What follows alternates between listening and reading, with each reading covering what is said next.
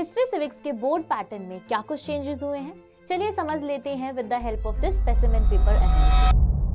Hi everybody, this is Supriya Sharma, your history, civics and geography educator. Welcome to your favorite channel. तो अगर मैं history civics की बात करूं तो सबसे पहली तो ये कि मोस्टली स्टूडेंट्स को यही लगता है कि हिस्ट्री सिविक्स जो है वो रट्टाफिकेशन से बात बन जाएगी।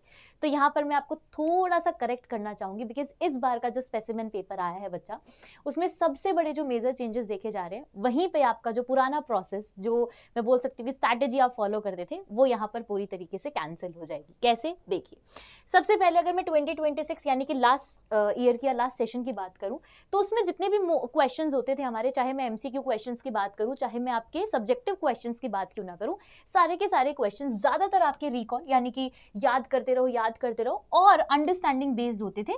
लेकिन इस बार के जो स्पेसिमेन पेपर में सबसे अच्छी चीज या मैं बोलूंगी कि थोड़ी सी एक टिपिकल या हार्ड चीज जो आप लोगों को लग सकती है वो है कि अब जितने भी क्वेश्चंस है बच्चा वो सारे के सारे आपके मोस्टली एप्लीकेशन बेस्ड हैं एंड कॉम्पिटेंसी बेस्ड है। तो उसके लिए घबराना नहीं है, कॉम्पिटेंसी और एप्लीकेशन बेस्ड क्वेश्चन की प्रैक्टिस प्रॉपर कराई जाती है चैनल पे और अभी भी कराई जाएगी, ठीक है।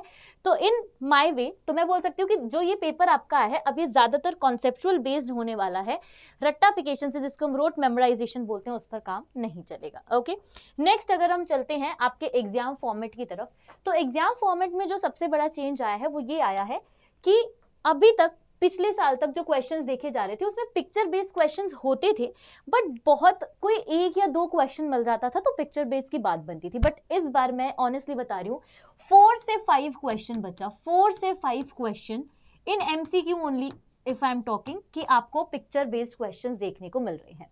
तो इससे एक चीज जो समझ आती है कि जितनी भी बुक, कोई भी बुक आप फॉलो करो, चाहे वो टोटल हिस्ट्री सिविक्स है, चाहे वो गोयल ब्रदर्स की है, मॉर्निंग स्टार है, whatever the book you are following, सब में हर एक तरीके के पिक्चर बेस्ड क्वेश्चंस और चैप्टर में आपको अलग अलग पिक्चर्स दी गई होती हैं हर एक इवेंट की। तो वो पिक्चर को अब रिकॉग्नाइज करना आपके लिए बहुत ज्यादा जरूरी हो गया है, ठीक है। यही अगर मैं बात करूं पार्ट 1 की, जो कि आपका कंपल्शन पार्ट होता है, तो उसमें आपको पार्ट 1 में सारे क्वेश्चन जो है वो अटेम्प्ट करने होते हैं। लेकिन पार्ट 2 वाला जो पार्ट है बच्चा, उसमें आपको जो है 2 क्वेश्चन सिविक्स से अटेम्प्ट करने होते हैं। कितने? 2 question from civics and 3 questions from history. तो टोटल आपको 5 क्वेश्चंस जो है वो अटेम्प्ट करने होते हैं। नेक्स्ट बात करते हैं अब एमसीक्यू फॉर्मेट की। क्या चैप्टर वाइज वेटेज में कुछ फर्क आया है? चैप्टर वाइज से बेटर होता है कि आप यूनिट वाइज चीजों को समझो। क्यों? क्योंकि 3 यूनिट हमारी सिविक्स में है और 3 यूनिट ही हमारी हिस्ट्री के अंदर है। तो तीनों और 3 6 टोटल 6 यूनिट से बेटा आपको टोटल 16 एमसीक्यू देखने को मिलते हैं which carry 1 mark. Okay, 1 number का है तो 16 मार्क्स तो यही हो गए। अब आपके पास बारी आती है कि रिमेनिंग 14 मार्क्स का क्या होगा। तो रिमेनिंग 14 मार्क्स के जो क्वेश्चंस है बच्चा वो 2 मार्क्स के करके आते हैं, ठीक है। 14 मार्क्स आपके जो है 7 क्वेश्चन आते हैं, कितने के? 2 मार्क्स के। तो यहां से 14 मार्क्स आपके पूरे होते हैं। बट ये तो है एमसीक्यू जिसमें आपको ऑब्जेक्टिव आंसर्स लगाने हैं, बट ये जो क्वेश्चन है बच्चा ये होते हैं आपके सब्जेक्टिव क्वेश्चन। और इसमें भी मैं बता दूं कि आपको पिक्चर बेस्ड क्वेश्चन जरूर मिलेगा 100%। किसी ना किसी की फोटो, किसी फ्रीडम फाइटर की फोटो या किसी नेशनलिस्ट की फोटो आपको दिखा के उससे क्वेश्चन पूछे जाते हैं। अब इसमें जो 7 क्वेश्चन है ना वो आपकी सारे यूनिट से होते हैं। मतलब हो सकता है कि मास मूवमेंट से पूछ ले, हो सकता है जुडिशरी से पूछ ले, सब ऑर्डिनरी कोर्ट से पूछ ले, सब जगहों से आपको एक एक क्वेश्चन मिलेगा। तो यहां से एक चीज जो समझ आती है कि चैप्टर चाहे कोई भी हो, चाहे वो हार्ड है चाहे वो इजी है, पढ़ना आपको पूरी तरीके से है। ओके, आगे बढ़ते हैं। नेक्स्ट अगर हम बात करें पार्ट 2 की, जो मैं बोल सकती हूँ कि बच्चों को सबसे ज्यादा डर लगता है क्योंकि उसमें आंसर राइटिंग आती है।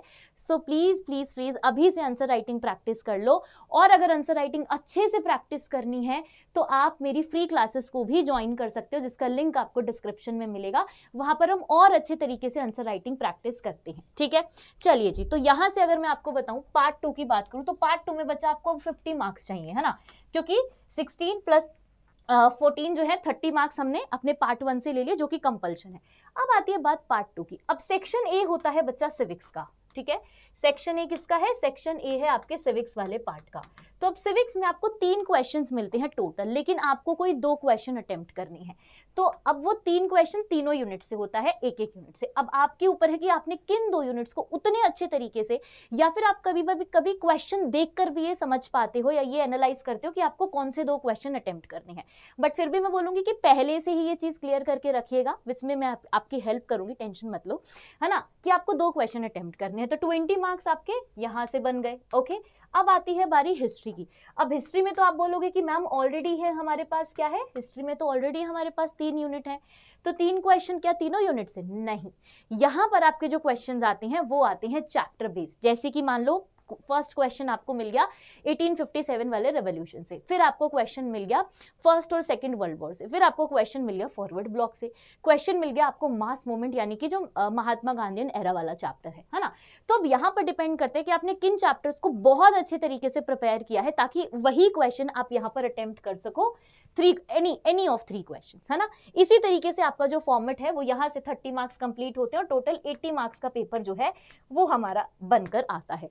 तो आपकी क्या प्राइम रिस्पॉन्सिबिलिटी है कि आप चैनल के साथ रेगुलर जुड़े रहेंगे, हमारी तरह आप भी कंसिस्टेंट रहेंगे, तो ये 80 आउट ऑफ 80 लाना इज वेरी वेरी इजी।